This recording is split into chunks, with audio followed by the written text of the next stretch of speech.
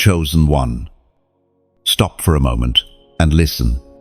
Heaven has paused the noise around you because a message is being delivered directly to your spirit. You are not ordinary. You were never meant to blend into the background of this world. You are set apart. And today, you are standing at the edge of a decision that will unlock what has been waiting for you. For too long, you have carried hesitation like a stone in your chest. You have measured and remeasured, waiting for the perfect time. But the Spirit whispers, there is no perfect time. There is only obedience. Your season of delay is ending, and you are being commanded to act.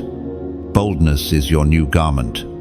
You do not step forward because everything is certain. You step because the ground appears only after your foot touches the void. I tell you this, the sudden stirring you feel is not coincidence. It is divine. It is not random that you are hearing these words right now. You are being called into reckless trust, into a movement where faith must leap before the evidence shows itself. Picture yourself standing beside a river in flood season. The waters look violent, impossible to cross. Yet the command is simple: step in. At the very moment your feet touch, the current parts and dry ground appears. This is how God works with his chosen ones.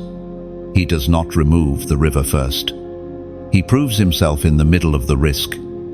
Think of another image, a locked door that you have pushed against for years.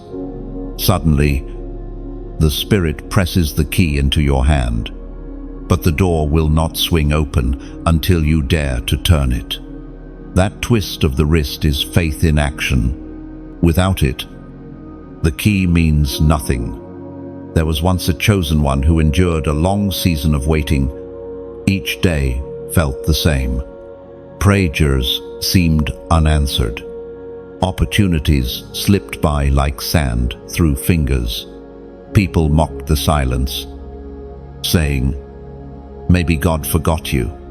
Yet in the stillness, that chosen one learned endurance. And when the breakthrough came, it came suddenly, like lightning splitting the night sky. In a single moment, the years of delay were redeemed. That story is yours as well, waiting to unfold. The moment you stop hesitating, the Word of God declares in the book of Joshua, chapter 1, verse 9, be strong and courageous.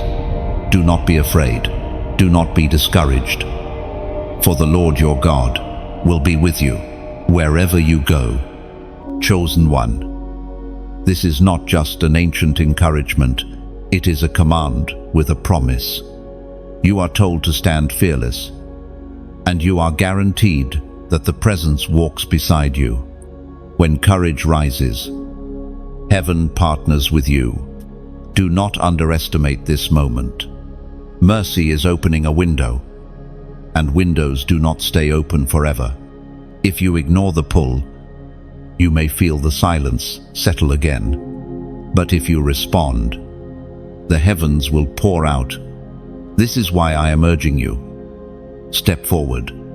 Do not let the weight of logic silence your faith. Faith is not logical. Faith is dangerous. But faith is always rewarded. Your destiny is not one of scraping by, of living cautiously, of calculating every risk until your spirit suffocates. No, you were made for bold moves, for divine leaps. You were not chosen to tiptoe, you were chosen to roar. Now, pause and reflect.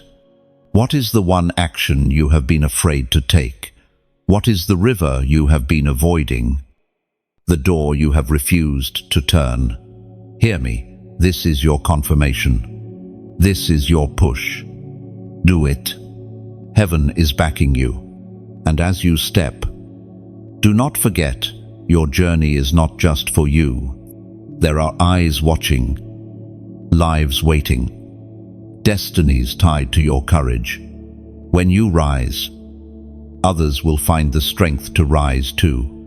When you break free, chains around entire families will shatter. Your obedience is not private, it is generational.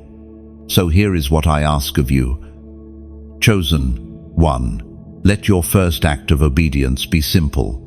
Show heaven you are listening. Tap into this moment.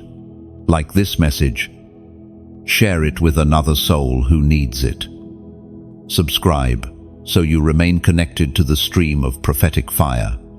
And, most importantly, mark your covenant in the comments below with the number 539. That number will not just be digits, it will be your prophetic declaration. I step now, I do not delay. And chosen one. The waiting game is over. You have been circling the same mountain, pacing the same room, rehearsing the same fears. Every delay has whispered to you that perhaps you are not ready. Perhaps the promise was never real. But now, a holy urgency is stirring, an urgency not born of panic, but of purpose. You are not being rushed, you are being released. Think of a bird that has spent months in a cage. The door swings open, yet the bird hesitates. The cage became familiar, even comfortable, but freedom demands courage. This is what delay does. It builds a false comfort zone around you. It convinces you that survival is enough, but you were not created for survival. You were created for flight. Delays disguise themselves as wisdom. Wait until you know more. Wait until you have enough. Wait until it feels safe. But there comes a point when waiting becomes disobedience. When God speaks, the command does not come with a cushion of certainty. It comes with a demand for trust. And the longer you linger, the heavier hesitation becomes. Delay is not neutral, it is a thief. Consider the image of water trapped behind a dam. The longer it waits, the more pressure builds. At first, the water is calm, but with time, it grows restless, roaring for release. That is what your spirit feels now. Every idea, every dream, every word spoken over your life has been pressing against the walls of delay. If you do not open the floodgates, the pressure will break you. But if you let it flow, it will carry you into a new strength. There was once a chosen one who prayed for years for breakthrough. Each season, they said, maybe next year. Each time, they pushed their calling to a later day. But life does not wait forever. One day, they looked back and realized years had been wasted in hesitation. Regret carved deep lines into their soul. Do not repeat their story. Let your story be one where you moved when God said, move. Where you broke delay before delay broke you. According to what is revealed in the book of Proverbs, chapter 13, verse 12, hope deferred makes the heart sick, but a longing fulfilled is a tree of life. Chosen one, you know the sickness of delay. You have felt the heaviness of hope pushed aside, the ache of prayers unanswered, the bitterness of dreams postponed. But you also know the fire that ignites when a longing is finally fulfilled. That is the promise waiting on the other side of your obedience: life, flourishing, and fruitfulness. Do not believe the lie that waiting will always serve you. There are moments to wait, yes, but there are also moments to strike while heaven's fire is burning. When the Spirit stirs, hesitation is a form of rebellion. The enemy does not need to destroy you if he can convince you to keep postponing. See yourself as a warrior standing at the edge of battle. Your sword is polished, Your armor is strapped. Your training is complete, yet you stand still. The longer you delay, the weaker your resolve becomes. The enemy grows bolder, advancing step by step. At some point, you must charge. Victory is not won by the one who thinks the longest. It is won by the one who dares to move. Another image. Imagine seeds left in a sack. They were meant for soil, for growth, for harvest. But delay keeps them hidden. Days turn into years. And when at last the sack is opened, the seeds are withered and useless. Chosen one, you are not meant to remain stored away. You are meant to be planted, to bear fruit, to multiply. Delay is the sack, destiny is the soil. Ask yourself now, what is the cost of hesitation? Not in vague terms, but in specifics. What opportunities have slipped through your hands because you told yourself, not yet? What relationships weakened while you stood still? What promises remained dormant because you were waiting for a better time? The Spirit is showing you that the price of delay is too high. This is why the call comes with weight, not to scare you, but to awaken you. The cage door is open. The dam is trembling. The sack of seeds is waiting. Everything is ready. Accept your step. Do not despise small beginnings. You do not need the whole plan to start. You need one act of obedience, one step of courage. The mountain does not move in a single instant. It begins to crumble with the first strike. And once the crack appears, momentum takes over. The waiting game is over.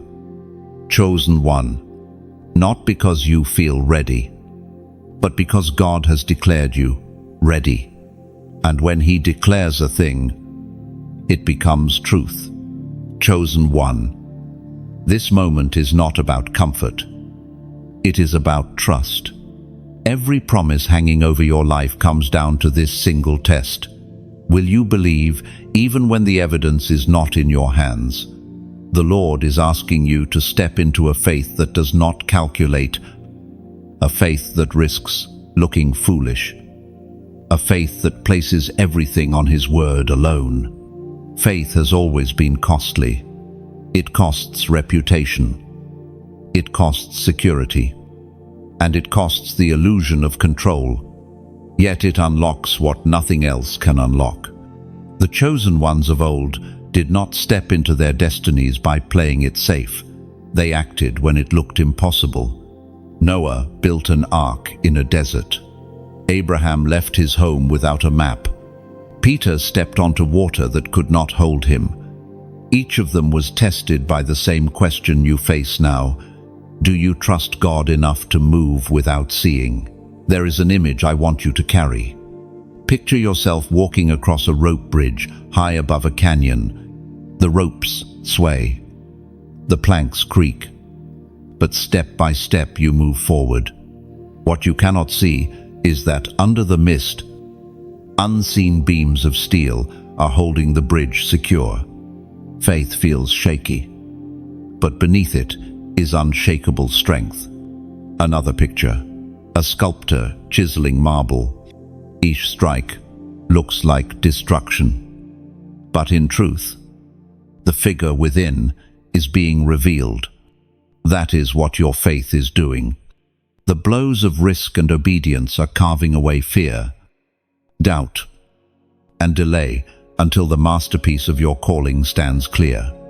There was once a chosen one who delayed for years because they wanted proof before action. They prayed, they fasted, but always asked for one more sign. The breakthrough never came.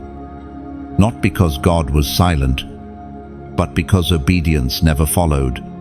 When they finally dared to act, even with trembling hands, doors that had been shut for decades opened in a single season. The test was never about God's timing, it was about trust.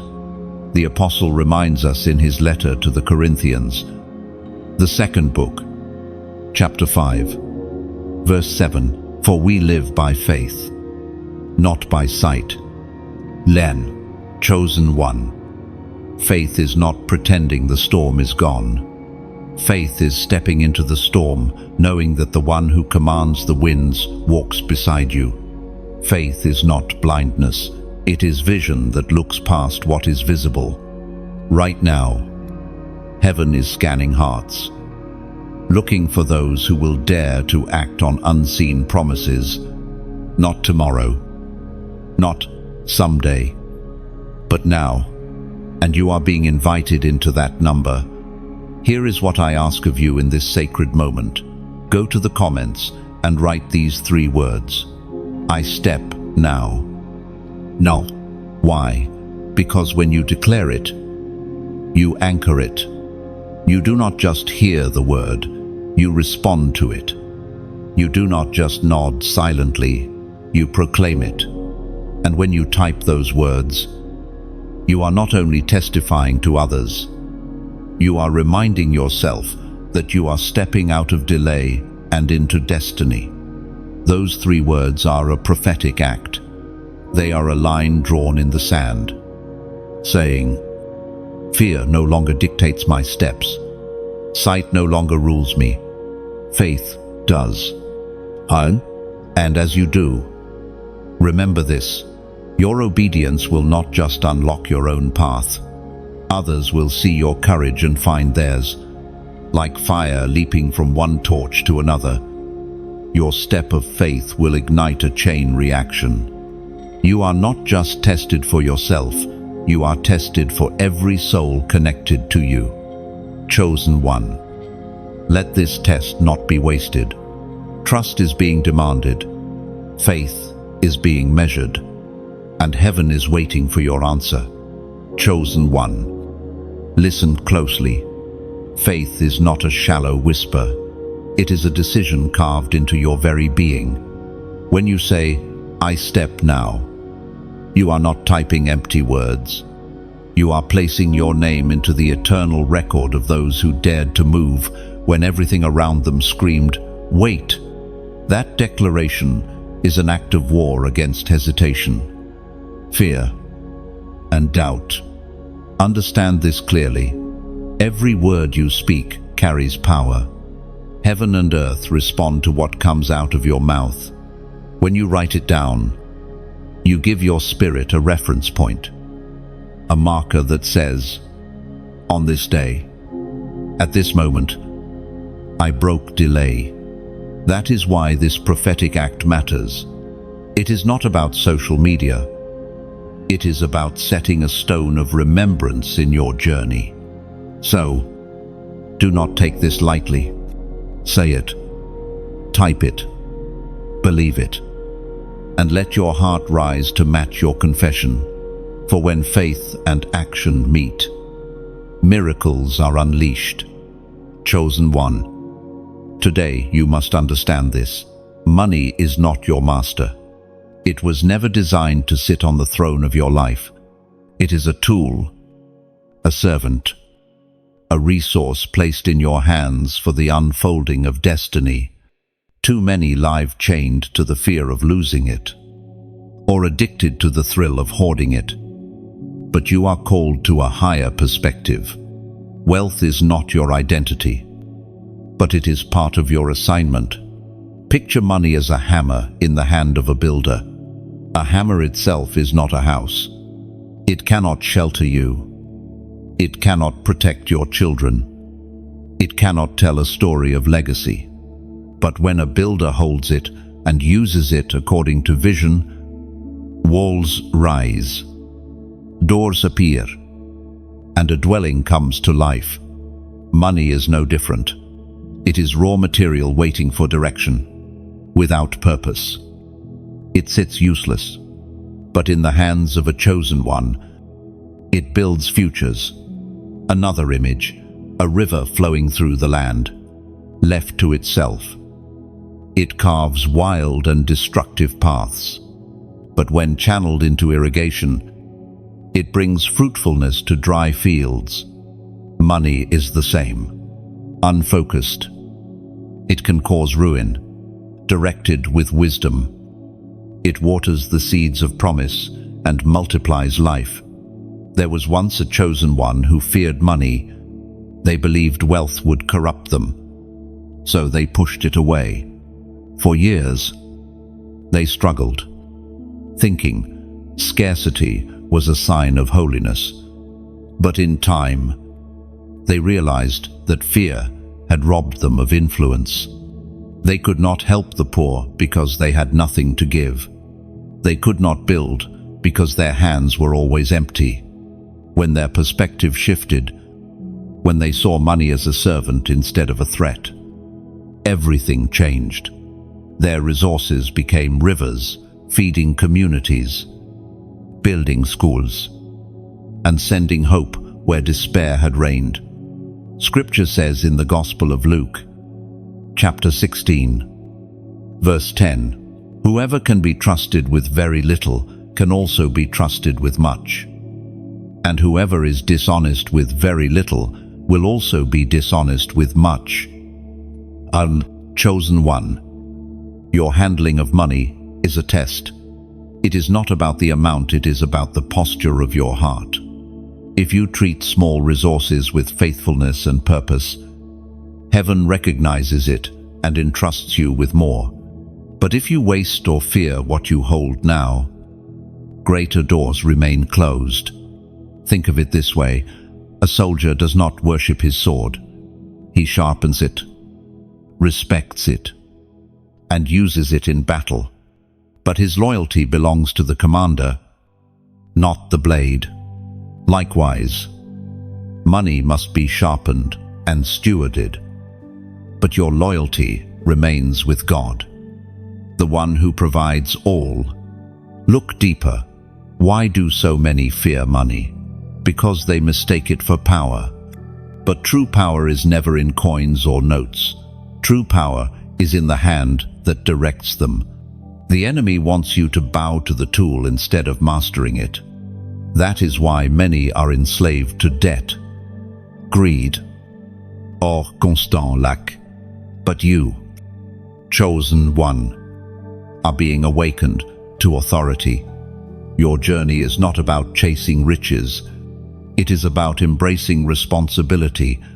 When wealth flows, it is not for your ego, but for your assignment. Kingdom builders are never motivated by luxury alone. They are driven by vision. They know money can clothe the naked, feed the hungry, print the message, and open doors that prayer alone cannot open. Pause and reflect.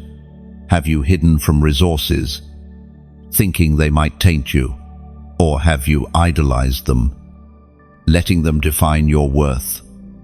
Both extremes are chains. You are called to stand in balance. Wealth is neither your identity nor your enemy. It is your tool. And like all tools, its impact depends on the hands that wield it. Imagine a craftsman given gold. One may shape it into an idol that misleads generations. Another may forge it into a crown that honors a true king. The material is the same. The purpose is what defines its value. Chosen one, you are stepping into a season where you must see clearly. Money is coming, and you must decide now how you will hold it. Fear will cause you to bury it in the ground.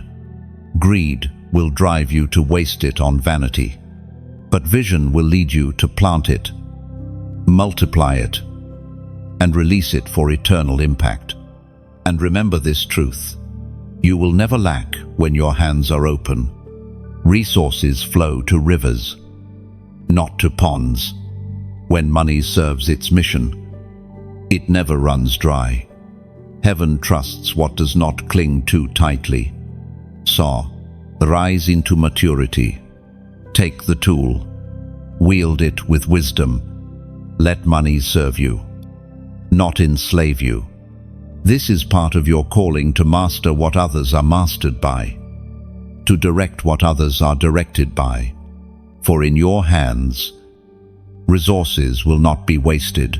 They will be transformed into legacy. Chosen one, let me speak plainly to your heart. You are being invited into a flow where money is no longer something to cling to, but something that moves through you like water.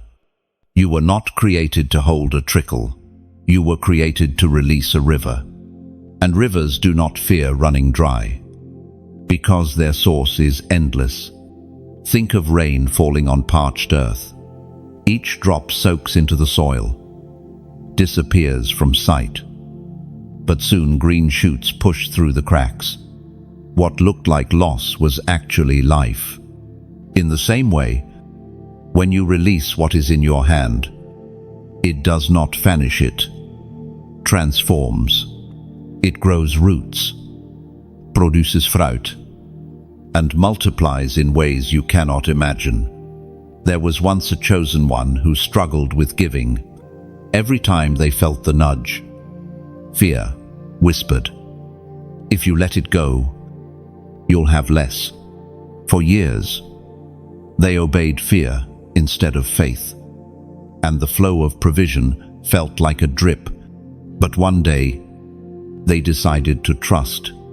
With trembling hands, they gave not out of pressure, but out of love. Soon after, doors opened that they had prayed for years to see. The act of release became the key that unlocked overflow, according to what is written in the second letter to the Corinthians, chapter 9, verse 6. Whoever sows sparingly will also reap sparingly, and whoever sows generously will also reap generously. Chosen one. Notice the language it is sowing and reaping. No farmer gives away seed and expects nothing in return. He trusts the soil, the rain, and the season. The seed leaves his hand, but it never leaves his life. It comes back multiplied. This is the mystery of release. It feels like loss, but it is always gain in the kingdom. Now I must speak from the heart.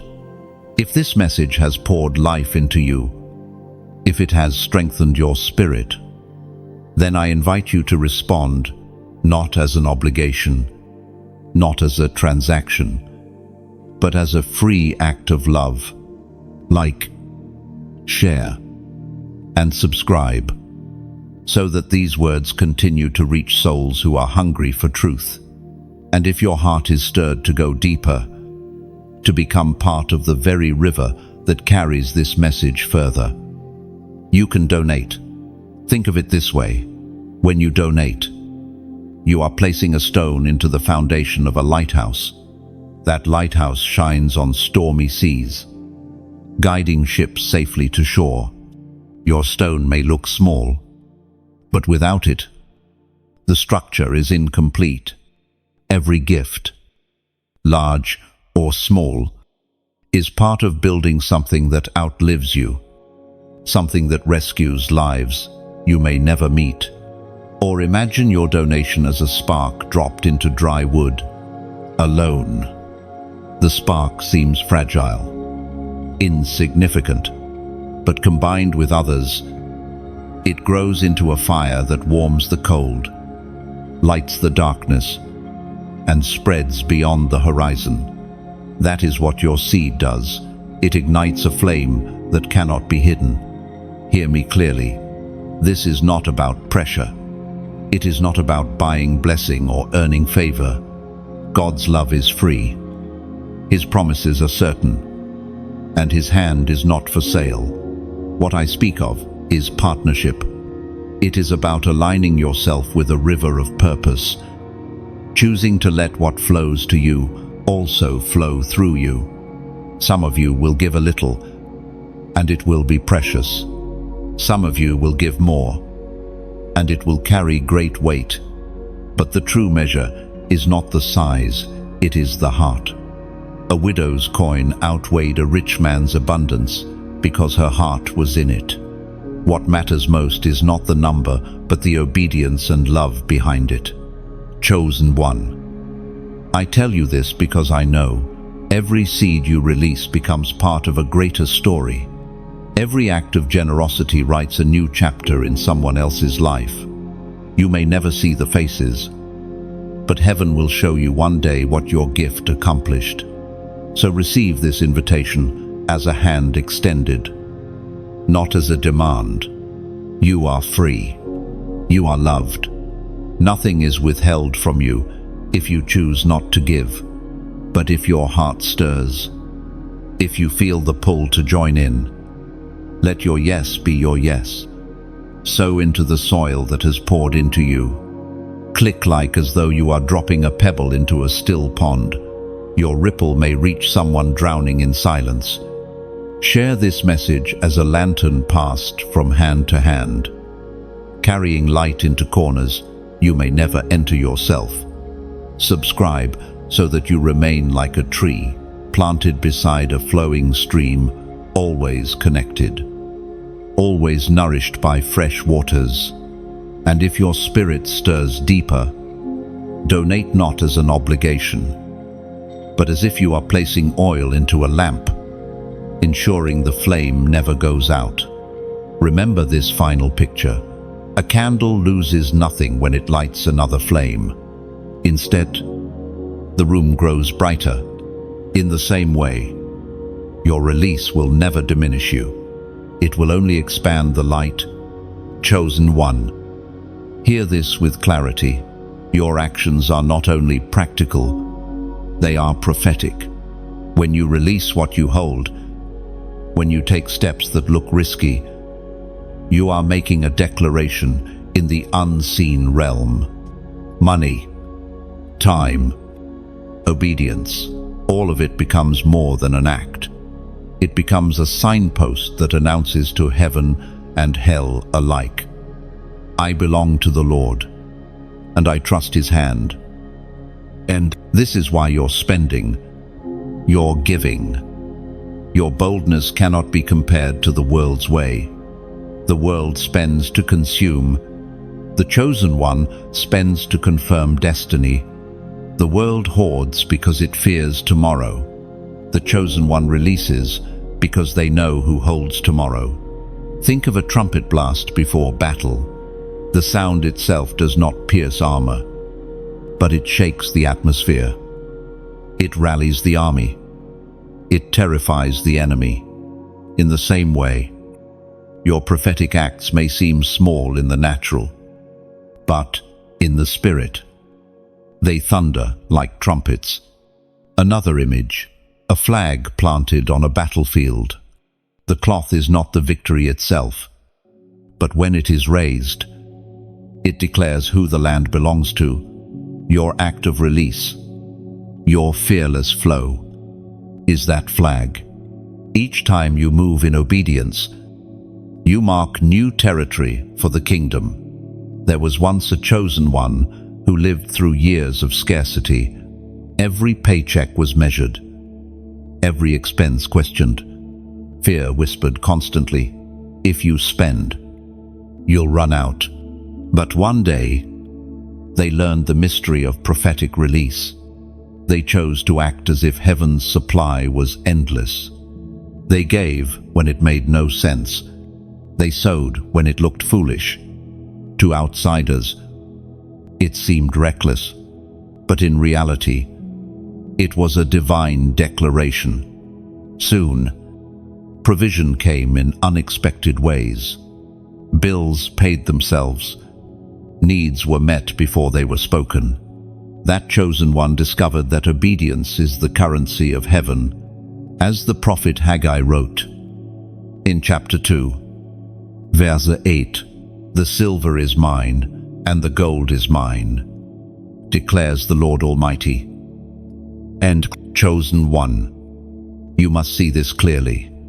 Every coin in your hand is not yours, it belongs to Him. When you release it for His purpose, you are simply returning it to its rightful owner. And because He is no debtor, What you place in his hands always returns, multiplied, but beyond multiplication, something deeper happens. You break chains. Scarcity loses its grip. Fear is silenced. Your heart learns that true wealth is not measured by what you keep, but by what you dare to release. Pause and reflect. How many times have you felt the nudge to act boldly, yet fear tied your hands? How many times did you choose safety instead of trust? And how many times, looking back, did you realize that safety cost you more than obedience ever would? This is the shift happening inside of you now. No more delay. No more clinging. You are being marked by a new kind of freedom, the freedom to act without fear. Prophetic acts are not about the size of what you release.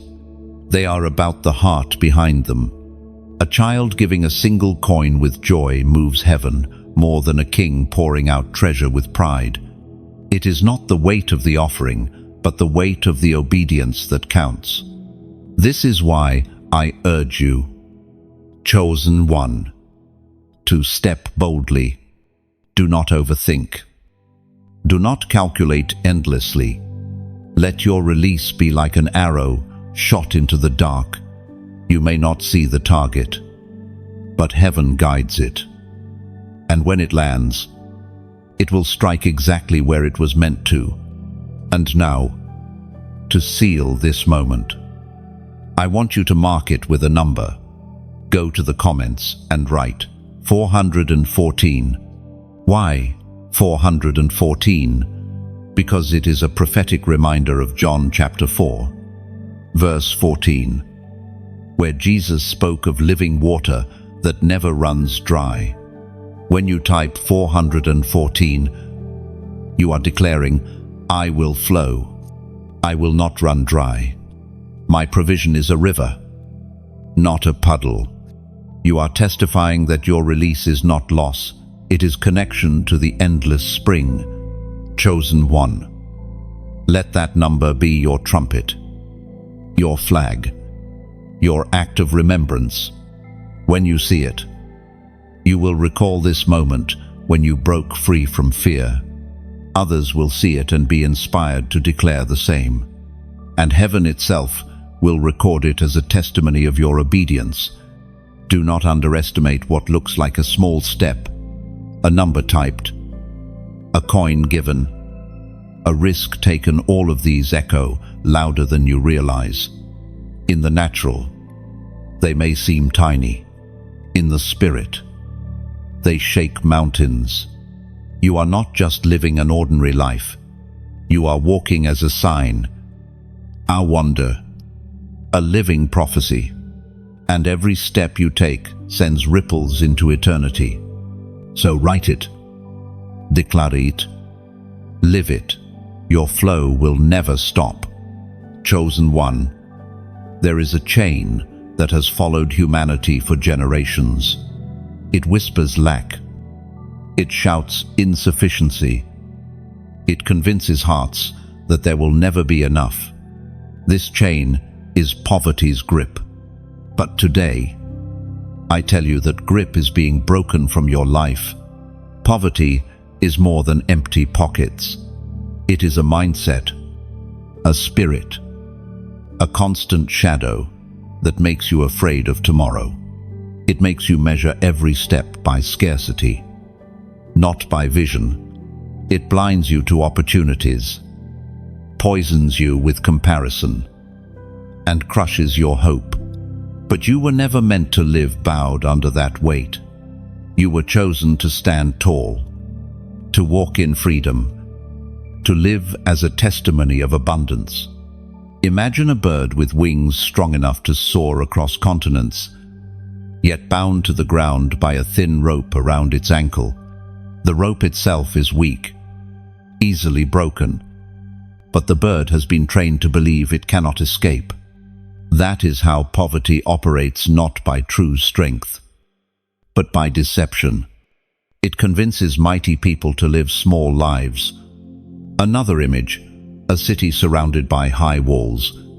Inside, The people believe they are trapped, that escape is impossible. But if they walk to the edge and touch the wall, they would realize it is only painted canvas, not stone. Poverty is a painted wall, intimidating at a distance, powerless, up close. There was once a chosen one who lived in a home where money was always short. Every conversation around the dinner table carried the weight of unpaid bills.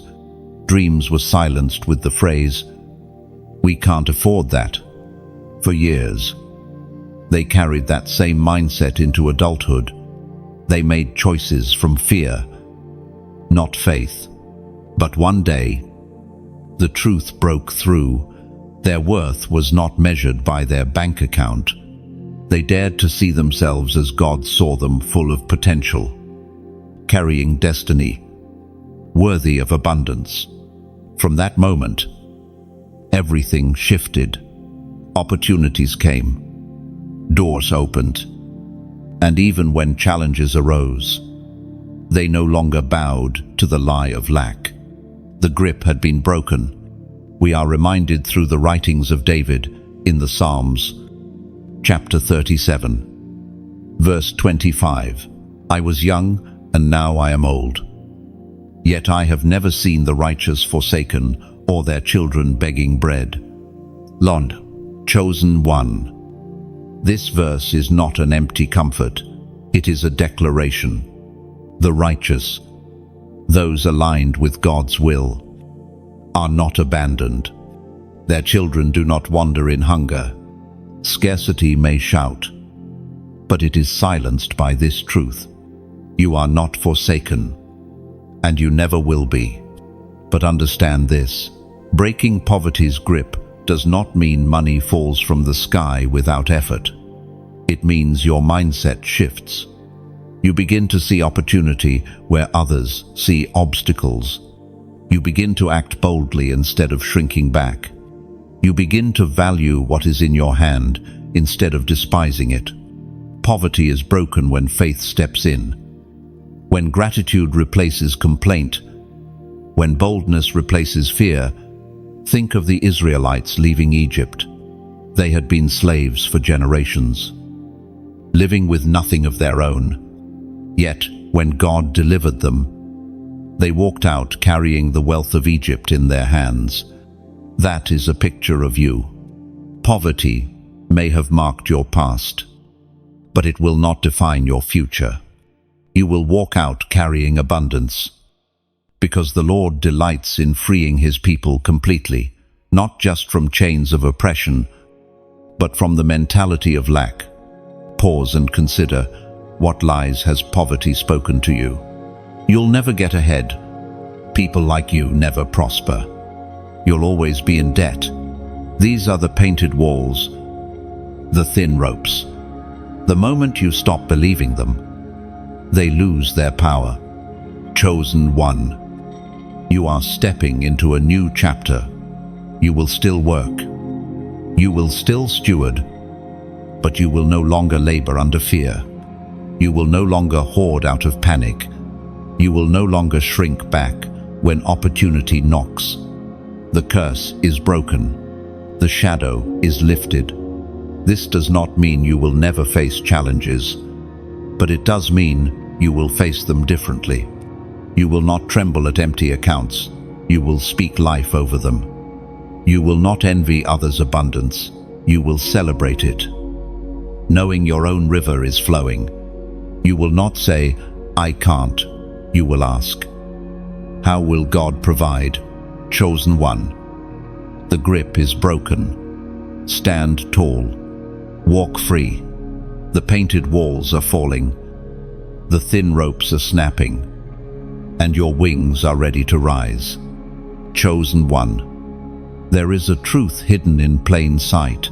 Every transaction you make in obedience is more than an exchange of value. It is a divine moment.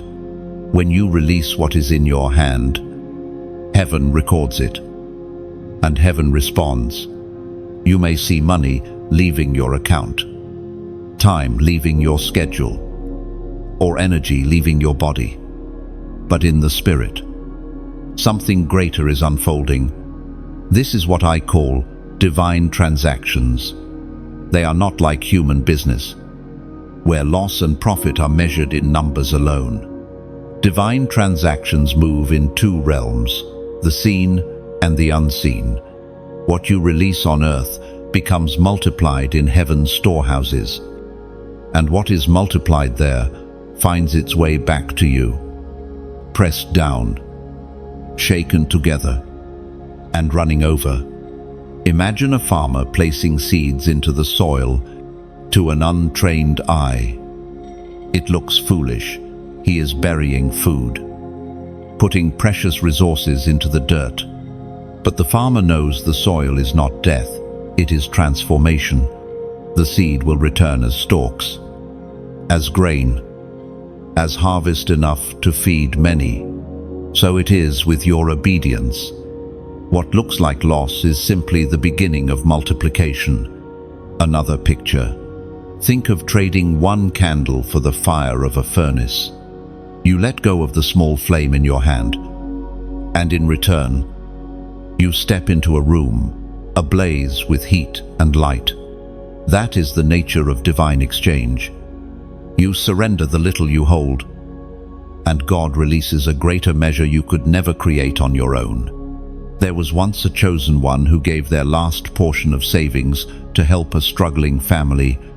It made no sense at the time. They themselves had bills and uncertainties, but they felt the unmistakable nudge of the Spirit. Days later, a door opened, a job offer beyond anything they had expected. One that secured not only their needs, but also the needs of their household. What looked like recklessness was in fact a divine transaction. They released earthly seed, and heaven released a harvest.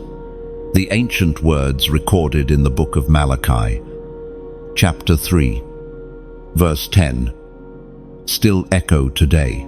Bring the whole tithe into the storehouse, that there may be food in my house.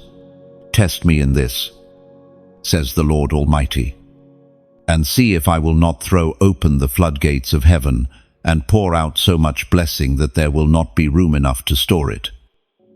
N. Chosen one. Notice the boldness of this passage.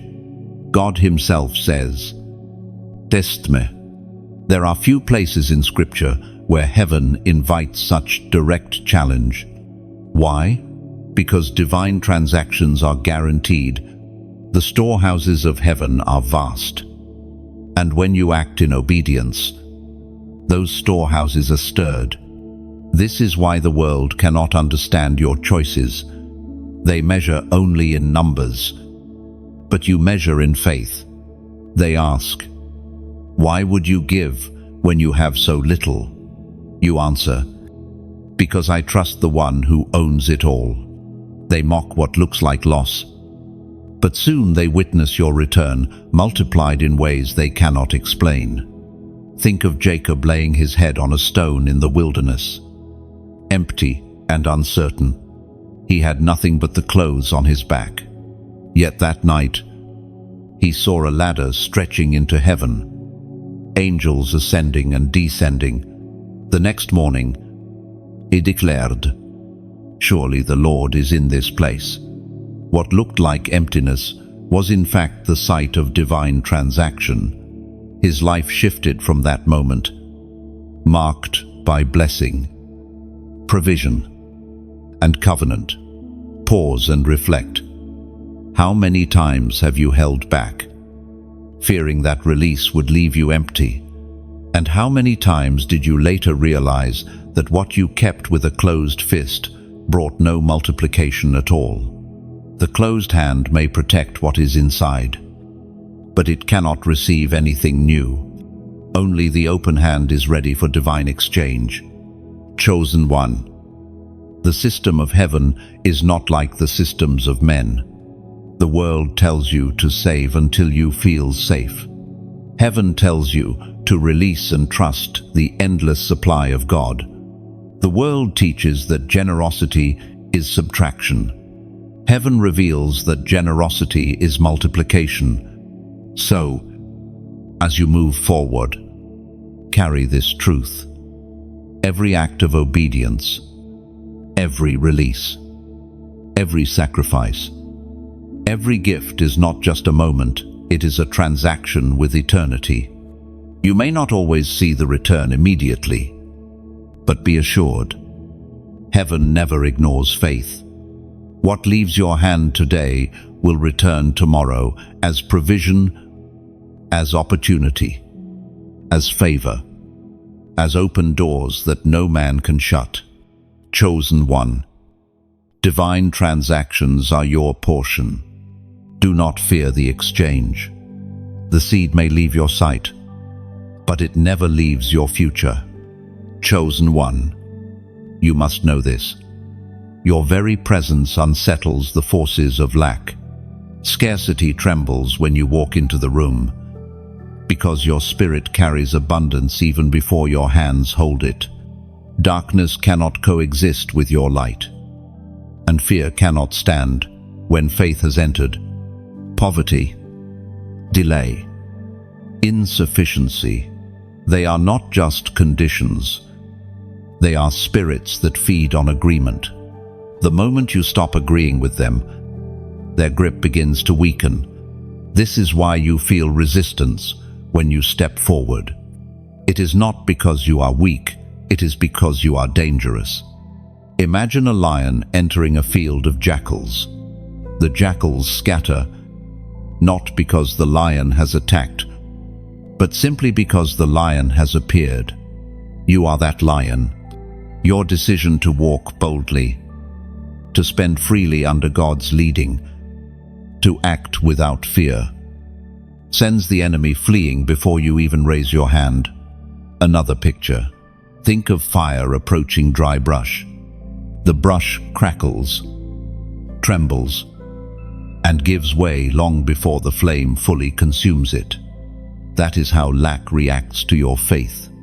It senses what is coming, and it cannot remain.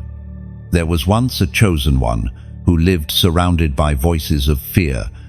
Every time they tried to rise, the voices shouted, "You will fail. You will lose everything." But they chose to ignore the chorus and step out anyway. With each step, fear lost volume. With each act of faith, the voices grew weaker until they vanished altogether. Today, that chosen one stands as a testimony that fear is only strong when you feed it. Starve it, and it dies.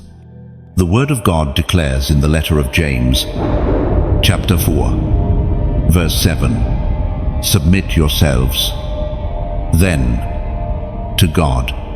Resist the devil, and he will flee from you."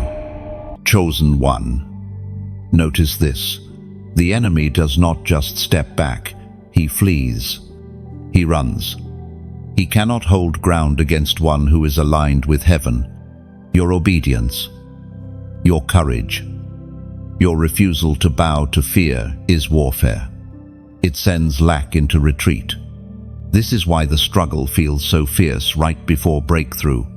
Darkness always resists most violently when it knows it is about to lose. The pressure you feel is not proof of defeat, it is the sign of victory coming closer. Pause and remember, how many times did you think you could not survive the storm? Yet here you are. Each battle left you stronger, not weaker.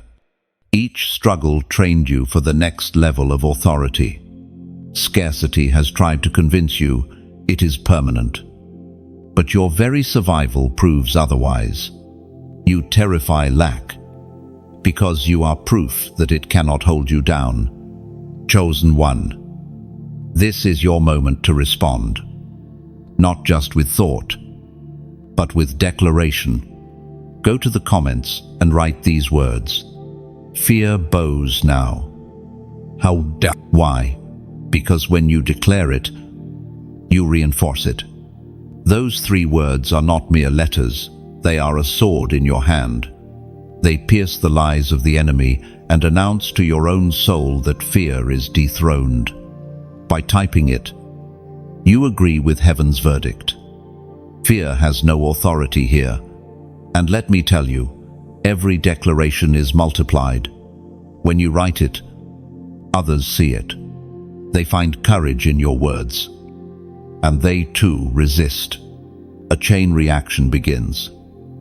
One declaration sparking another, until an entire army of chosen ones rises. Each voice silencing fear.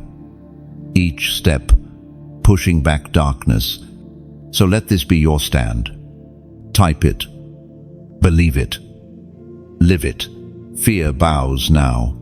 And as you walk, remember the jackals scatter before lions. The brush trembles before fire.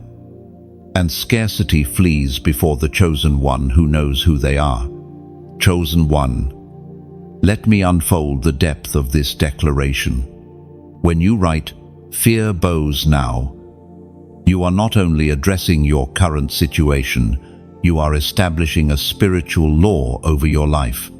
Fear has always tried to disguise itself as wisdom, as caution, as common sense. But the truth is, fear is a liar. It limits you, suffocates your vision, and convinces you that safety is the highest goal. Yet safety without purpose is just another prison.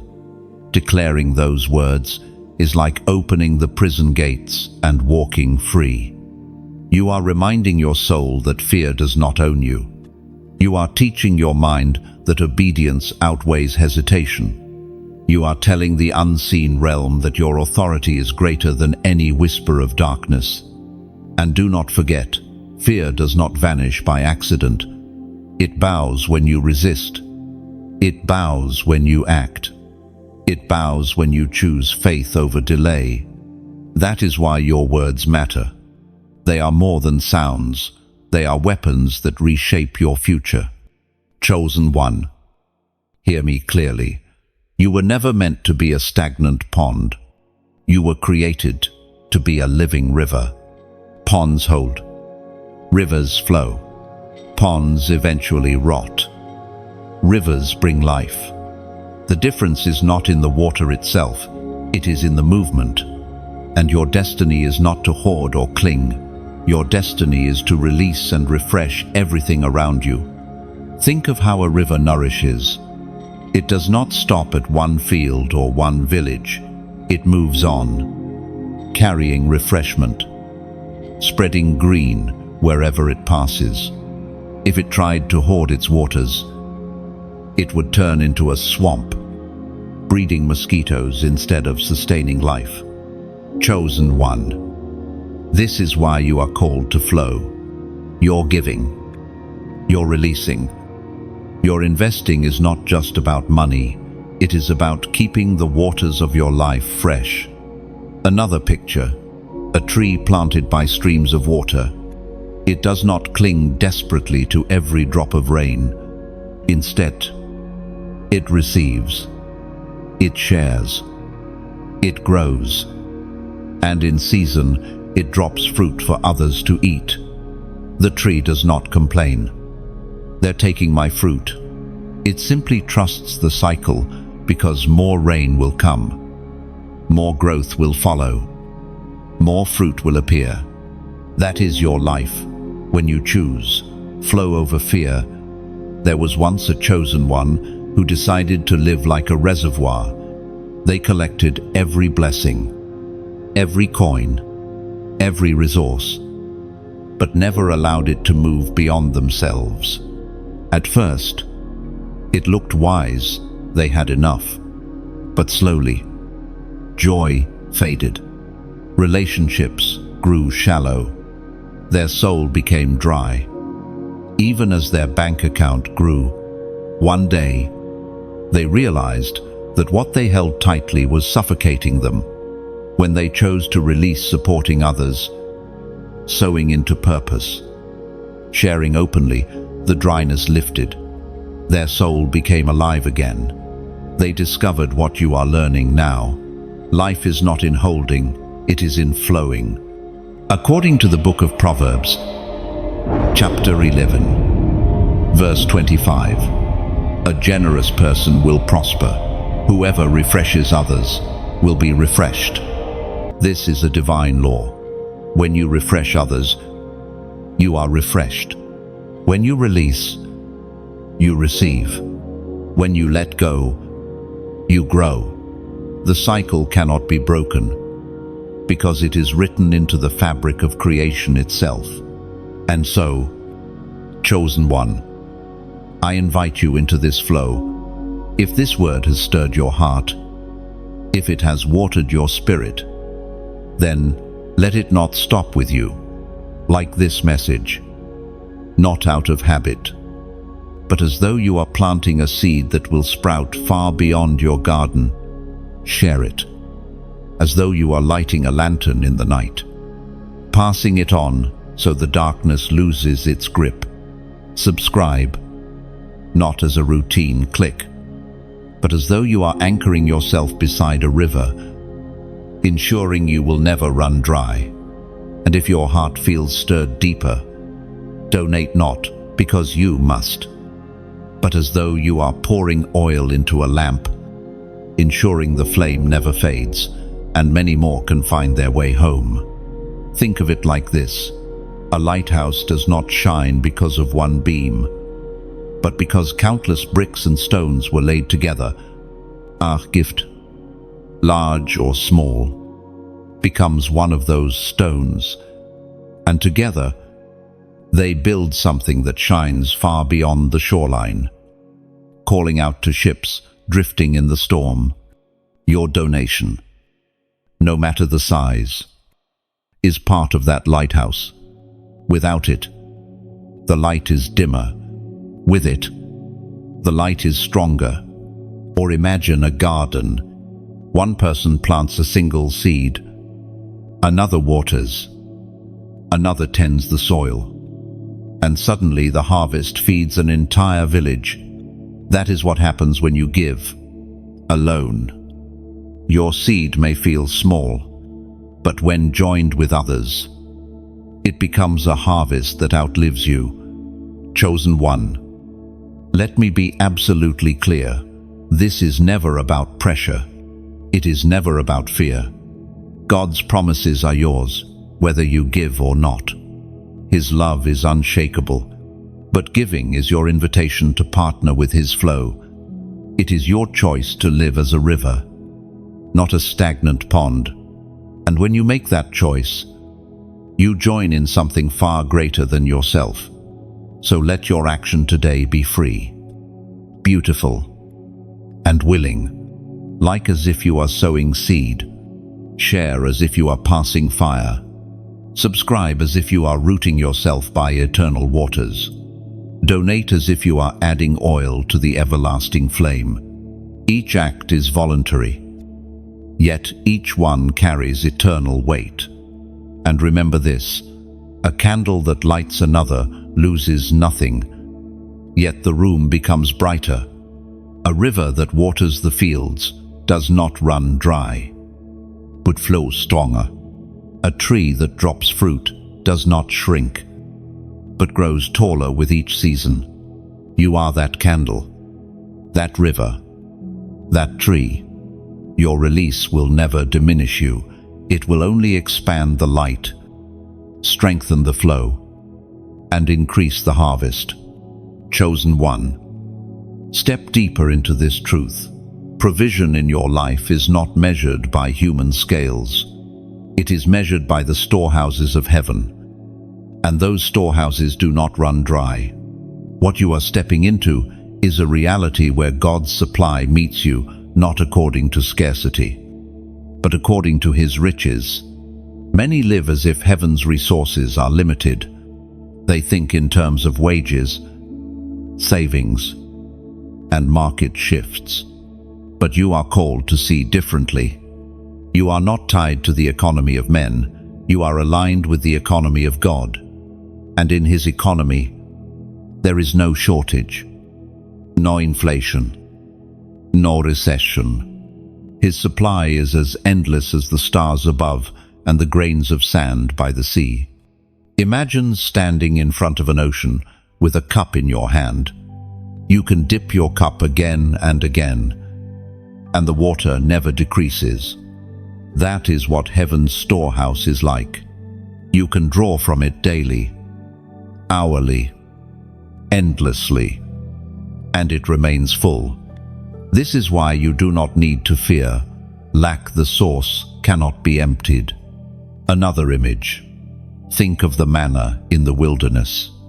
The Israelites gathered each morning, and though they had nothing stored, they never went hungry. Each dawn brought new provision. Some tried to hoard, fearing tomorrow's supply. But what they kept spoiled. The lesson was clear. Trust the giver, not the hoarded gift. That is the rhythm of divine provision. You may not see tomorrow's bread today, but when tomorrow comes, it will be there.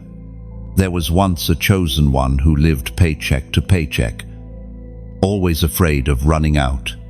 Every month felt like a battle, every purchase a risk. Then one day, they decided to test the promises of God. Instead of clutching tighter, they opened their hand. Instead of living in fear, they spoke faith. Slowly, opportunities came small at first, then greater. What had once been barely enough became more than enough. The shift was not in the amount, but in the mindset, from panic to trust, from scarcity to abundance. The ancient words recorded in the letter to the Philippians, chapter 4, verse 19, carry eternal weight. And my God will meet all your needs according to the riches of his glory in Christ Jesus. Chosen one. Take hold of this promise. Not some needs, not occasional needs, all your needs, and not according to the limits of your paycheck, but according to his glory. Do you see the difference? Your supply does not rest on your strength. It rests on his abundance. This is why the righteous can live boldly. They can give. They can release. They can move in faith, because they know the source is secure. A child does not fear asking their father for bread. They do not wonder if there will be enough. They trust the love and the power of the one who provides. So it must be with you. Pause and ask yourself, where have you been living as if heaven is poor? Where have you let fear of lack stop you from stepping into your destiny? These questions matter, because the way you see provision shapes the way you live. If you believe there is never enough, you will shrink, hide, and hoard.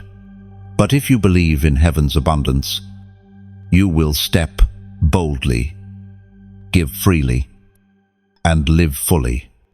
Think of Elijah during the famine.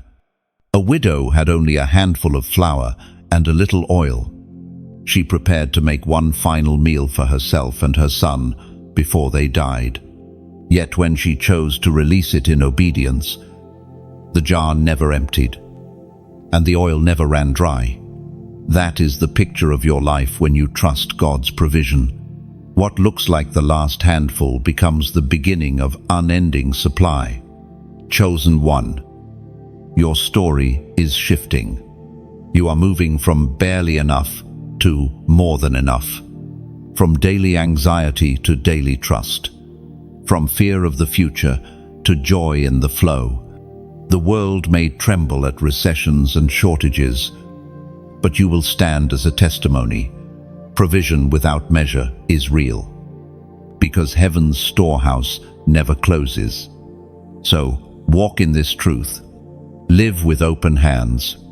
See yourself not as a beggar hoping for scraps, but as a child of the King, drawing freely from endless treasure.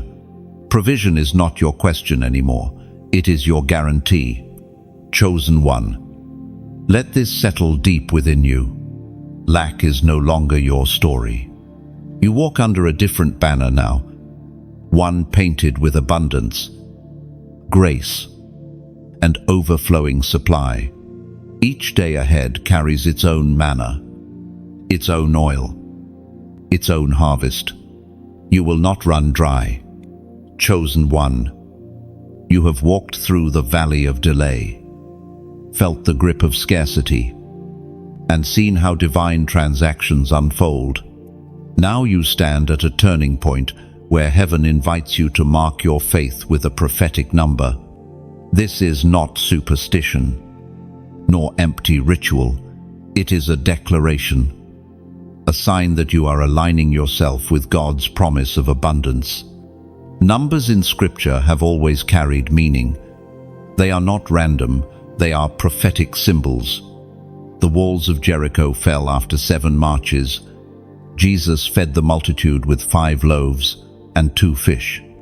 12 disciples carried the gospel into the world. Each number marked a covenant moment, a testimony written into time. You, too, are called to mark this moment, not with hesitation, but with boldness. For when you declare with your words and your actions, you anchor your spirit in truth. Imagine a soldier carving his name into a stone before battle. That inscription does not win the war, but it is a reminder. I was here. I stood. I chose courage. In the same way, your prophetic number is not magic, it is memory. It is a stone of remembrance that says, here, I chose to flow with heaven's abundance. Another picture, a traveler placing a flag at the peak of a mountain. The flag itself does not hold the mountain, but it marks the victory, the ascent, the testimony. When others see it, they know someone reached the top. Your declaration is that flag. It tells heaven, earth, and even your own soul that you reached a new summit of trust. There was once a chosen one who hesitated each time a call for declaration came. They told themselves, it's just words. It doesn't matter.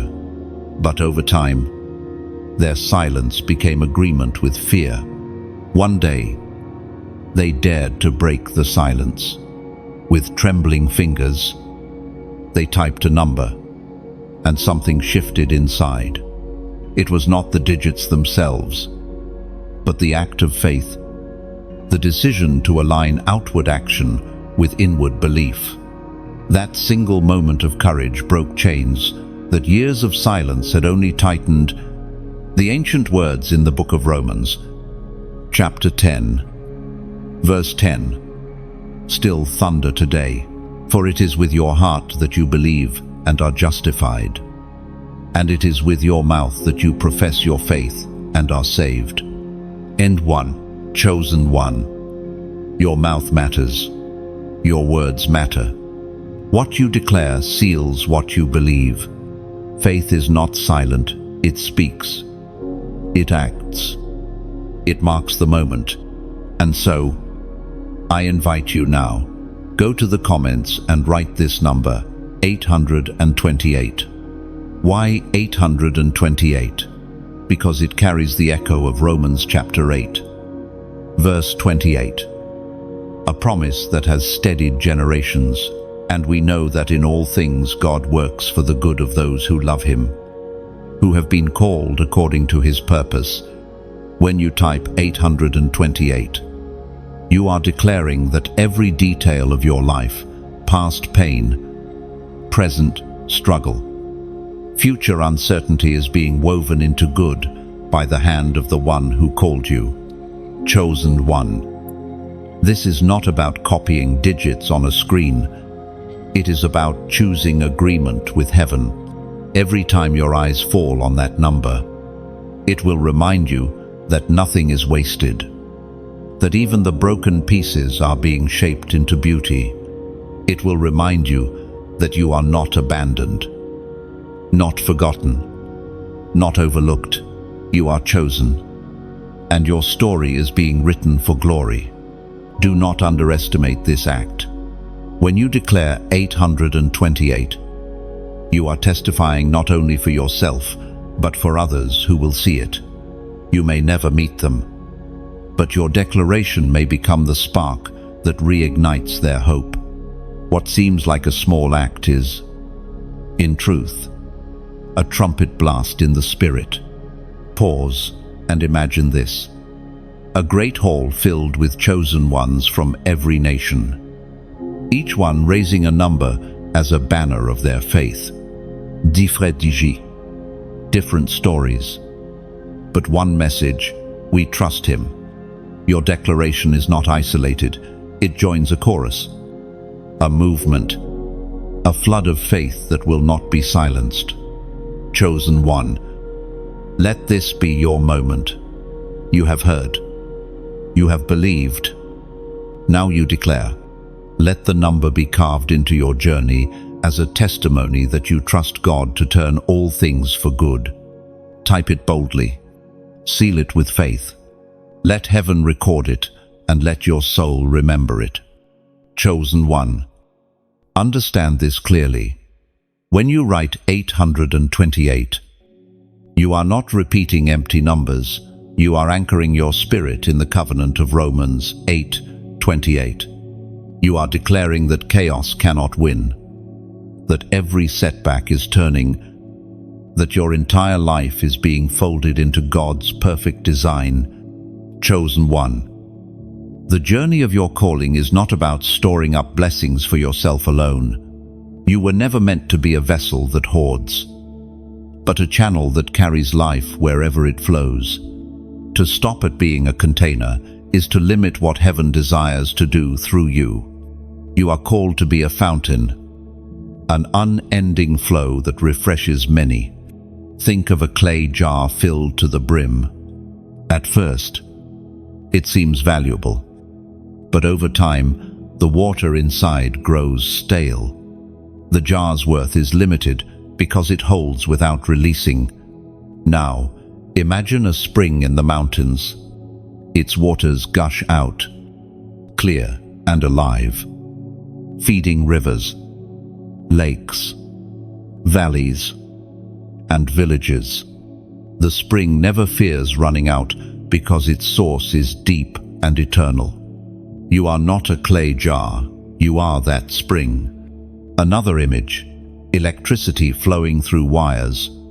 If the wire resists or blocks the flow, the circuit fails, and darkness covers the house. But when the wire allows the current to pass through, light fills every room. Money, gifts, talents, and time are like electricity. If you hoard them, the flow dies. If you channel them, light spreads. There was once a chosen one who lived, believing they were too small to make a difference. They thought, "What I have is not enough to matter." So they kept everything close, convinced their contribution was insignificant. But one day, they dared to release. They gave a little, shared a little, served a little. To their surprise, that little multiplied in others' lives, producing fruit far beyond what they could see. They learned the truth. Being a channel is never about how much you hold, it is about whether you allow heaven to flow through you. The voice of God thundered in the book of Isaiah, chapter 58, verse 11. The Lord will guide you always. He will satisfy your needs in a sun-scorched land and will strengthen your frame. You will be like a well-watered garden, like a spring whose waters never fail. Chosen one. This is your portion. A spring whose waters never fail. A garden that flourishes even in drought. The world may dry up, but your supply does not. Why? Because you are connected to the source, and the source is infinite. Reflect for a moment. How many times have you withheld, thinking you had too little to offer? How many times have you dismissed your own influence, forgetting that rivers are made of drops? and harvests are made of seeds. The enemy whispers that what you have does not matter, so you hide it. But heaven says every drop counts. Every seed matters. Every release multiplies. Think of the boy who offered 5 loaves and 2 fish. In human terms, it was laughable, barely enough for one family. Yet in Jesus' hands, it became more than enough for thousands. The boy was not a vessel, he was a channel. What left his hand fed multitudes. What seemed small became a river of provision. Being a channel means you stop asking, "What if I run out?" and start declaring, "What if I overflow?" It means you stop clutching and start flowing. It means you live with open hands, knowing that every release is a bridge connecting heaven's abundance to earth's need. Pause and imagine a dry village where the people carry buckets to a cracked riverbed every day. They wait for rain, but the skies remain closed. Then suddenly, a spring bursts from the rock. At first, it is small, but soon it gushes, filling the land with water. That spring changes everything. Crops grow, children laugh, families thrive. That spring is you when you allow yourself to become a channel. Chosen one. This is the shift heaven is bringing. From vessel to channel, from holding to flowing, from scarcity to abundance. You are not just meant to contain light, you are meant to release it into dark places. You are not just meant to carry blessings, you are meant to distribute them. And here is the mystery. The more you flow, the more you are filled. The spring does not fear running dry because it is connected to the mountain. The wire does not fear losing power because the current is endless. The garden does not fear drought because the underground river sustains it. So it is with you, chosen one. Step boldly into this truth. You are not a stagnant vessel. You are a living channel. Let what flows to you also flow through you. In doing so, you will find that you never run empty, because the source never stops. Chosen one. Hear this with clarity. Wealth itself is not evil. It is not a stain upon your soul, nor a chain upon your destiny. In the wrong hands, yes, it corrupts, but in the hands of the chosen, it becomes a crown. Gold and silver are not the problem. The heart that clings to them is. And you, set apart by heaven, are being taught to wear wealth as glory, not as a master. Think of a crown resting on a king's head. The gold itself does not rule. It is only a symbol of authority. The king's wisdom and justice determine the kingdom's strength. In the same way, wealth in your hands is not meant to rule you. It is meant to testify of God's favor, to show that His people are not forsaken, and to empower your voice with influence. Another image, a torch burning in the night. The flame can scorch or it can guide. Fire itself is neutral. Its use determines its worth. So it is with wealth. For some, it burns with greed, consuming all around them. But in the hands of the chosen, it illuminat path, warms the cold, and pushes back darkness. There was once a chosen one who grew up believing that money was dirty, acurse, a distraction from holiness. They lived with little, always apologizing for their needs, shrinking when opportunity came. Yet one day, the Spirit revealed to them, gold is not sin, it is mine. It is meant to be glory in your hands. Their perspective shifted. They stopped apologizing for abundance and began stewarding it with vision. With their resources, They built, gave, lifted, and healed.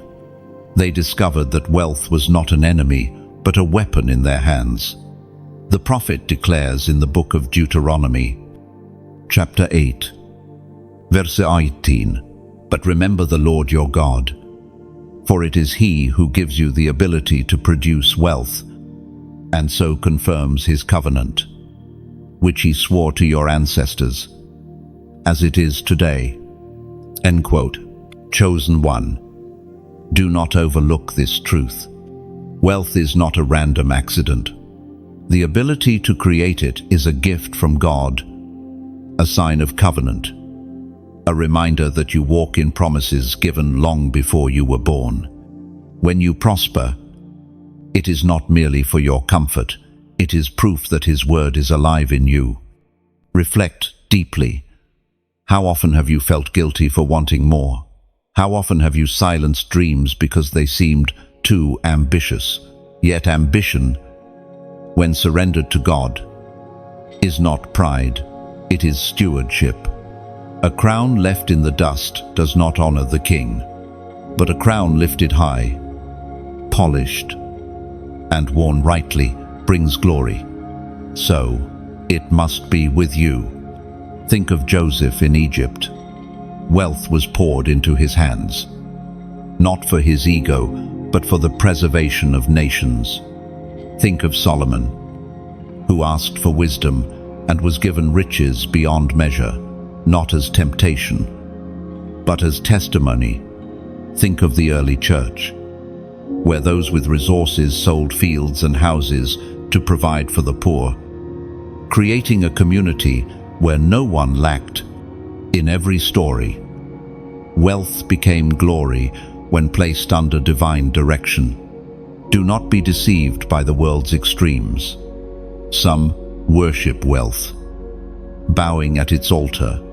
Others despise it, pushing it away in fear. Both miss the truth. Wealth is a tool, a symbol, a crown. It does not corrupt when it is surrendered to God's will. It becomes beautiful, powerful, holy, even when it flows from His hand through yours. Pause and consider, what crown is God preparing for you? Not just a future in eternity, but a testimony here on earth, a crown that speaks to your family, your community, your generation. This one walked with God, and heaven's favor rested on them. Chosen one. You are not being called to chase riches.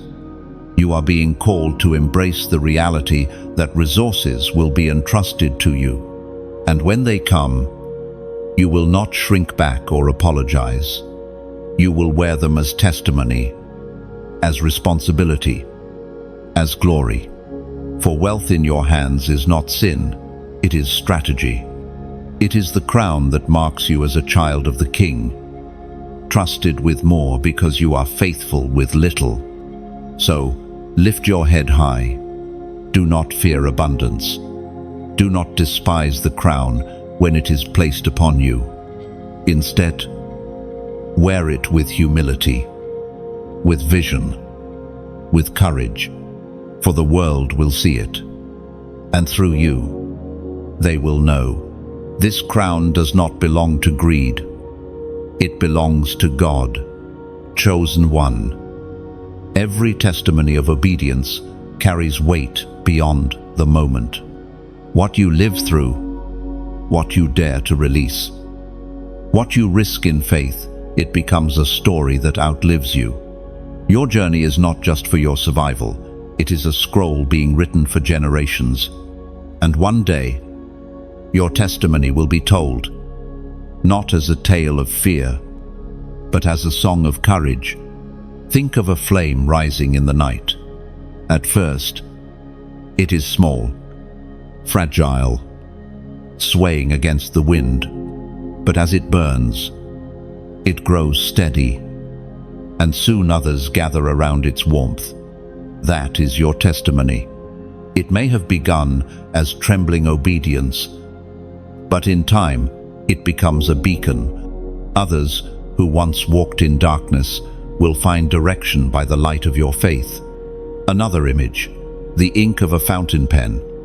Each word written may seem small, yet together they form a story that can inspire thousands. Your obedience is that ink.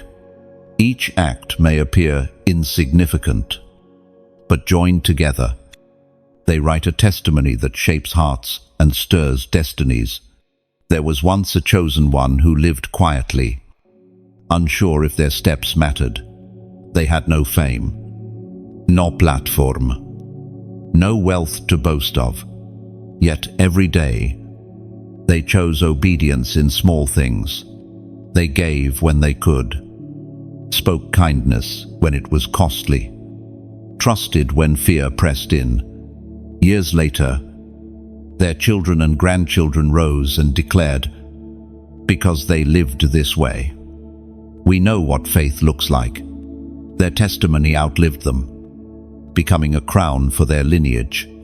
Scripture reminds us in the book of Hebrews, chapter 13, verse 16, "Do not forget to do good and to share with others, for with such sacrifices God is pleased."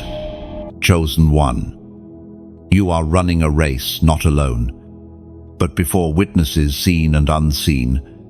Your testimony matters. Your perseverance matters.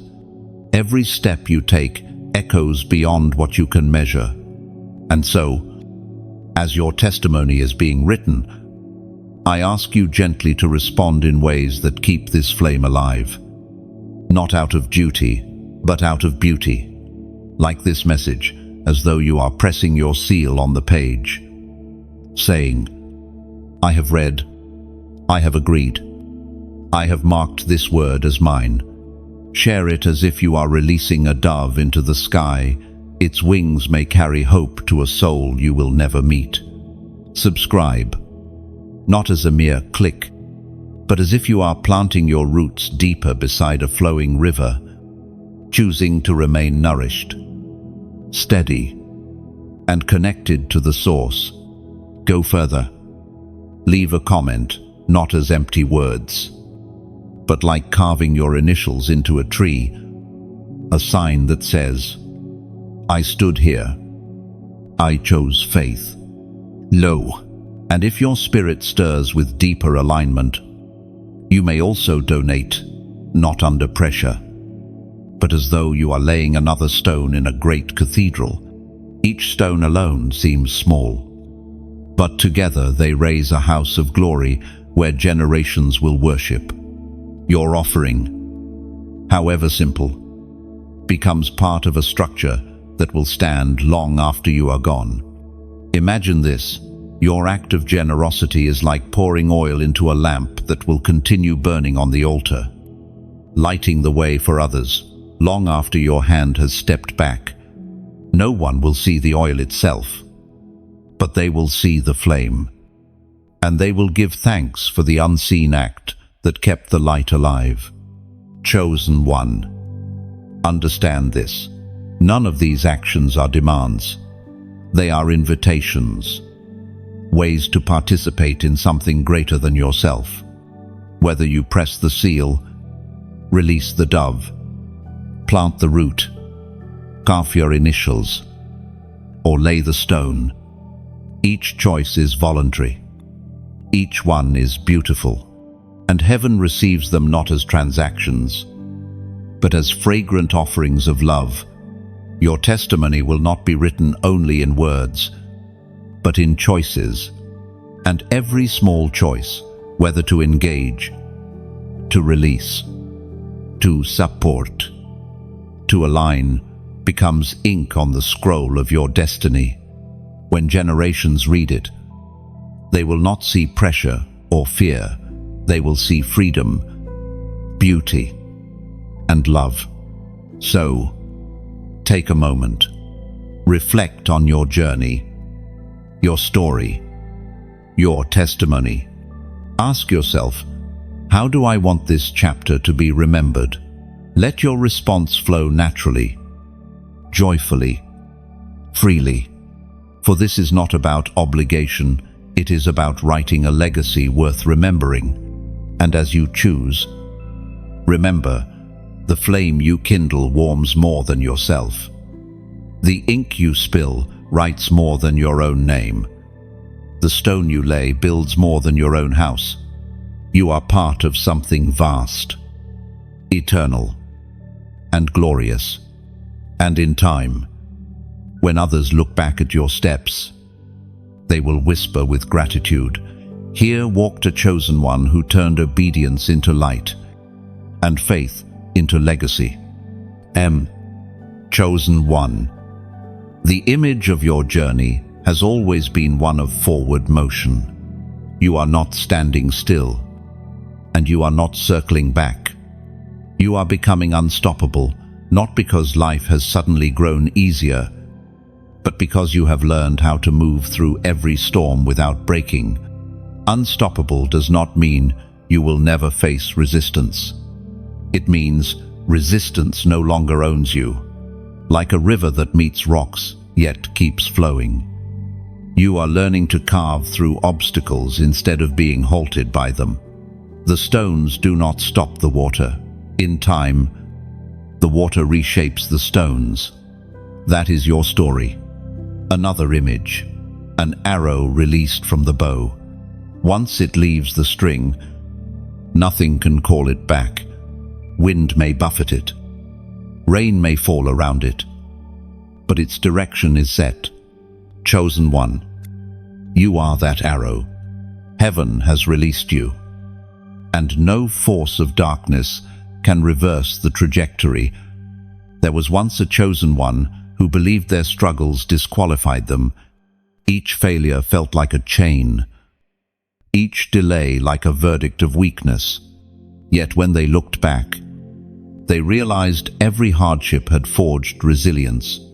They were stronger, wiser, sharper than before. What once seemed like a setback was actually training.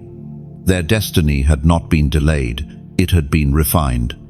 We find in the book of Nahum, chapter 1, verse 3, "The Lord is slow to anger, great in power. He will not leave the guilty unpunished." This is why you are unstoppable, not because storms will vanish, but because in every storm you are carried, not because enemies will never rise, but because none of them can prosper against you. Your strength is not in your own hand, it is in the one who holds you. Think of iron placed in the fire. At first, it glows red, soft and weak, shaped by the hammer.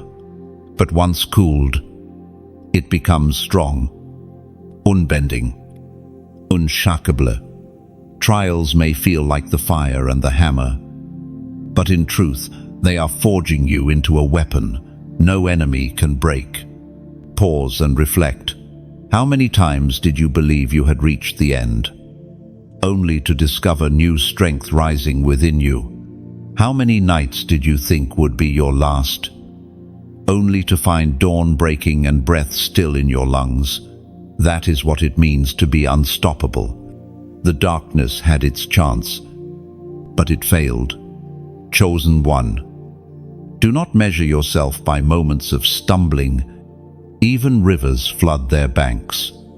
Even arrows sway in the wind. Even iron bears the scars of the hammer. These are not signs of weakness, they are signs of becoming. What matters is not the stumble, but the stride that follows. What matters is not the scar, but the strength it proves. Imagine a mountain goat leaping across cliffs. From a distance, the path looks impossible. The rocks too sharp, the gaps too wide. Yet step by step, leap by leap, the goat moves with confidence, never falling, always climbing.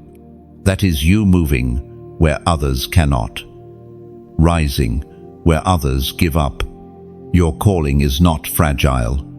It is not dependent on smooth roads or easy days. It is built for storms, for battles, for resistance. And every challenge you face only confirms this: you cannot be stopped. Because you were chosen to endure and to rise. Look again at your life. See the scars, the tears, the memories of nights spent wrestling with fear. And now, see yourself still standing, still breathing, still moving. That is proof enough. You are not weak. You are not defeated. You are the one who keeps walking, even through fire, even through floods. Chosen one.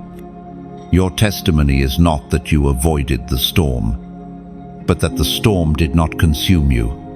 Your glory is not that you never fell, but that you rose every time you did. You are unstoppable not because of perfection, but because of persistence. So carry this truth with you. Every force that tried to halt you has already failed. Every fear that tried to silence you has already lost. Every setback that tried to bind you has already become part of your strength. You are unstoppable because the hand that holds you never lets go. Chosen one. Take courage in this. The whirlwind that terrifies others is the very place where God walks. The storm that threatens to drown you is dust beneath his feet. And if he is with you in the storm, then nothing, no delay, no fear. No enemy can halt your forward march into destiny. Chosen one. Destiny has been whispering to you from the very beginning. Every tear, every delay, every closed door has been shaping you for this moment. You were not meant to live in scarcity or fear. You were meant to walk in abundance, in courage, in the certainty that your life is marked by heaven. What has carried you this far is not chance, not luck, not coincidence. It is the seal of being chosen. You may have questioned yourself, doubted your worth, or wondered if your struggles disqualified you. But the truth is this: you are still standing, and standing is proof. Proof that grace has been with you, that mercy has carried you, and that your story is still unfolding. Think of a ship forged for storms. While docked, it looks impressive, but untested. Only when the winds howl and the waves rise does its strength become known. That is you, chosen one. The storms you have endured did not break you. They revealed what you were made of. Another image, a diamond hidden deep in the earth. Pressure and fire pressed on it for ages until it emerged unshakable, unbreakable, radiant. Your seasons of crushing, your nights of fire, were not in vain. They were the process that turned you from fragile stone into priceless jewel. There was once a chosen one who believed they would never rise.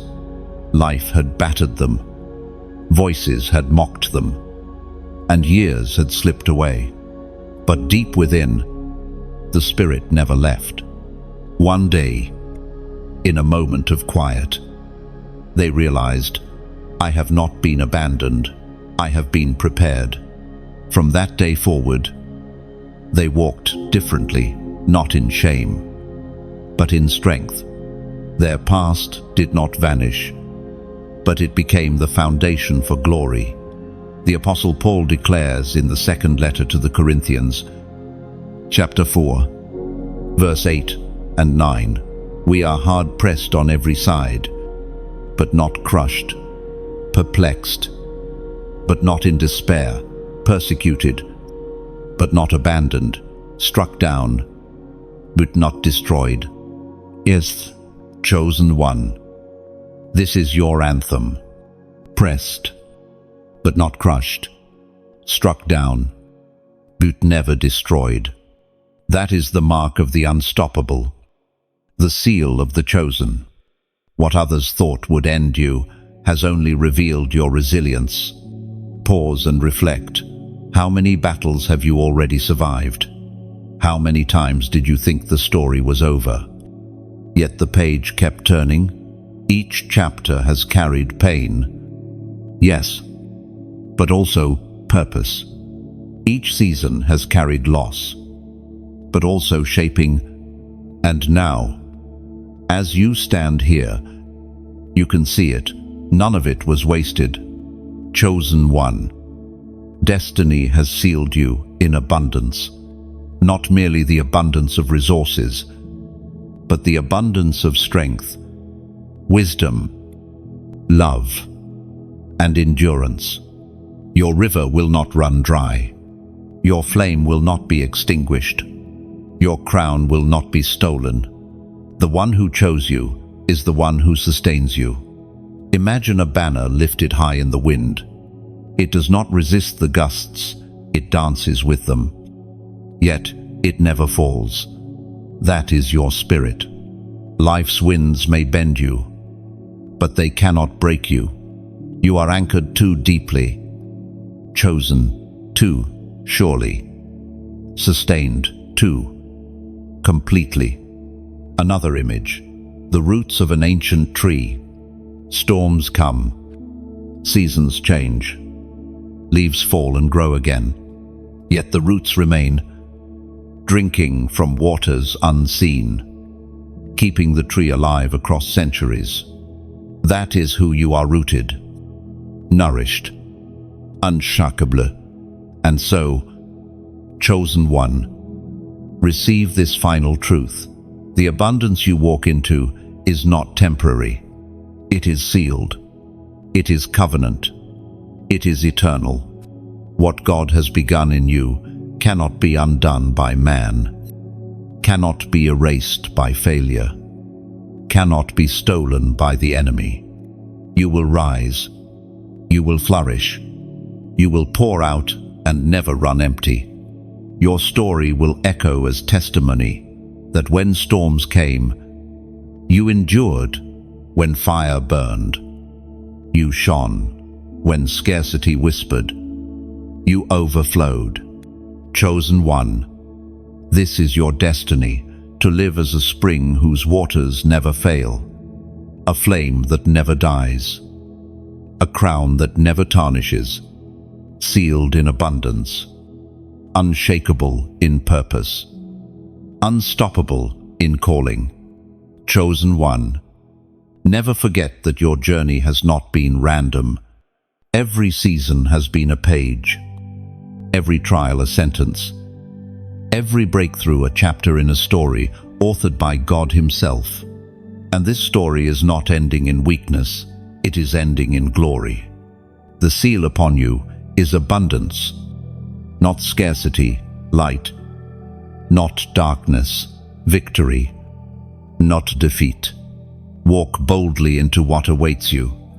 Carry the crown with humility, the flame with courage, and the river with generosity.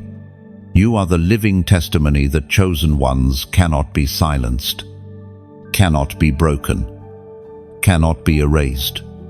Your destiny is certain, your future radiant, your path unstoppable. Chosen one, we have walked together through valleys and rivers, through storms and victories. And now you stand at the conclusion of this word. But understand this, the ending of this message is not the ending of your story. It is the beginning of a greater unfolding. You have been reminded that you are chosen, unstoppable, sealed in abundance, destined to pour out without running dry. And now, I invite you to carry this forward in ways that are simple yet powerful. Like this message, as though you are stamping your agreement onto the page of heaven, saying, "This word is mine, and I choose to walk in it." Share it as if you are passing a torch into another's hands. Someone in the dark may be waiting for the very flame you carry. Subscribe, not just for updates, but as a declaration that you will remain rooted beside this stream of life, drawing fresh water whenever it flows. Go further. Leave a comment, not empty words, but something that carves your testimony into the living record. Your voice, even a single line, may be the spark that awakens another soul to their calling. And if your heart is stirred even deeper, you may also donate, not as obligation, but as though you are placing another stone into a great lighthouse that shines for generations. Your seed becomes light. Your release becomes legacy. Chosen one, let every action flow freely, beautifully, voluntarily, for in doing so, you join not only this moment, but a movement, a river that will keep flowing long after this message ends. You are chosen, and chosen ones always carry the flame forward.